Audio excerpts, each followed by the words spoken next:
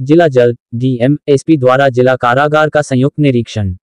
नमस्कार, आप देख रहे हैं उभरता समाचार। भदोही जनपद न्यायाधीश श्री विजेंद्र कुमार सैलत, जिलाधिकारी गौरांग राठी, पुलिस अधीक्षक डॉक्टर शून्य अनिल कुमार ने संयुक्त रूप से जिला कारागार ज्ञानपुर का आकस्मिक निरीक्षण कर जायजा लिया।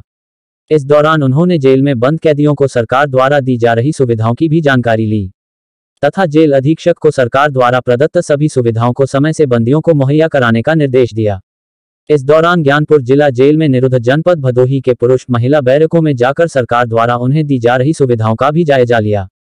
तत्पश्चात जिला जज महोदय एवं जिलाधिकारी ने जेल अधीक्षक को निर्देश दिया कि जेल में निरुद्ध महिला बंदियों के उपचार हेतु जिला महिला अस्पताल से महिला चिकित्सकों को जरूरत पड़ने पर मुख्य चिकित्साधिकारी से बात कर मरीज बंदी महिलाओं को स्वास्थ्य सुविधा मुहैया कराए जाने का निर्देश दिया।